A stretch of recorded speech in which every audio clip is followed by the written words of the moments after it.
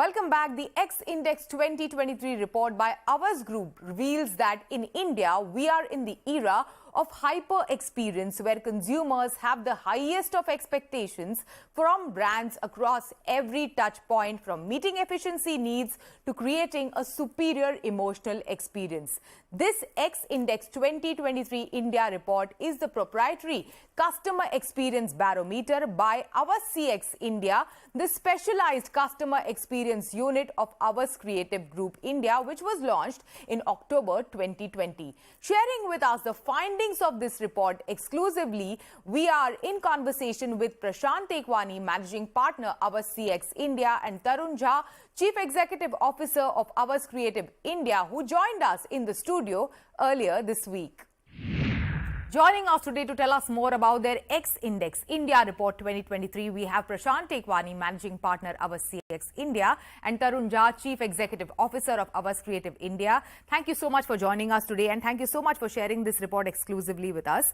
Prashant, my first question to you is, what are the key takeaways, what are the key insights from the X Index India Report, and how is it different as compared to the global one? So, X-Index is a resource that is used by the brands not only to evaluate where they stand in front of the consumers, but it is also a very valuable tool to talk about in what sense can feedback be taken across from the learnings that they have from the consumers. We evaluate basically on 4 different parameters. Unlike last year, what we've done is we've extended the parameters on which we evaluate. Last year we evaluated people on the basis of only functional and emotional. What we have done is this year is we've gone into extending it towards collective as well as personal. What is not surprising that has come out in the report is India, for the second year in the running, has come out to be a very emotionally driven country.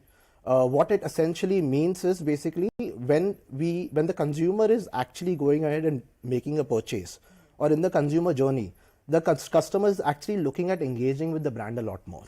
It is not just a functional conversation of adding your product to the cart, but it is a lot more than that. And what's surprising has come out is the fact that we are in alignment with at least another 4 countries, which is some of them are developed and some of them are developing countries like US, Germany and Mexico are also emotionally driven countries, so to say. And if you can also throw in some challenges, of making this report happen for a country like ours. There were about 54,000 consumers that we've spoken to. This report has gone across 10 different countries. We have about 500 brands that we had evaluated for this report as well. There are 3 different learnings that have come out. A differentiated journey has become very paramount for them. Second thing that has come out very strongly in India also is the fact that when you are in the journey, the consumer is looking at more from the brand. When I say more from the brand, they are looking at how can they learn in the consumer journey as well. And more importantly, how is content being a lot more important.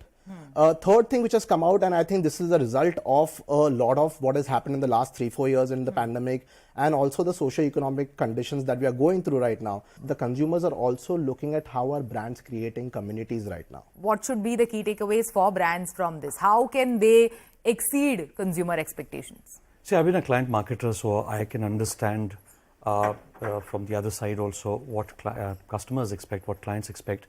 What has happened is traditional businesses have, some of them have not scaled up, and the new businesses in this country have set the bar very high in terms of delivering excellent customer experience. Now, where do these traditional businesses go? So they have to find solutions, and it's not easy to find an end-to-end solution because, and some of the times, the companies also, the brands also do not exactly realize what the customer is expecting. The customers are expecting the same kind of experience from offline as well as online touchpoints. And that is a bit difficult to achieve. And that is our task, what we do. Yeah, perfect. Also, some of the brands that have emerged out of India are much different actually as compared to the global counterparts. For example, Apple doesn't exist, in the top 10 list. So quickly, we'll take a look at a couple of brands that, that have topped the list in India, if you can play. So here are some of the top 10 brands in India right in front of the screen. So Airbnb is, the top brand in terms of consumer experience. Then we have Nexa, which is understood the way in which Maruti Suzuki has premiumized its offering over the past couple of years. Hyundai, UTI, DBS, which is another surprise for me. Then there is Digit, Tata Click. Then there is Citroen, which is a fairly new entrant into the India market. There is Agio and there is Nike. So if you can throw in some light on, how did these brands take these top 10 positions, much different as compared to the global, list. So, Shubhani, to be honest with you, we were all surprised in India when Apple did not take the top spot, because the last few years on every parameter, Apple kind of beat everyone hollow. But there were certain brands, for example, Airbnb, taking the consideration of what Airbnb did. They decided to implement certain future forward ideas, so to say. Today, when you go to Airbnb, it is not just about booking a vacation. It is not about just booking a homestay. It is about a lot more than that. It is about how do I go ahead and book an experience.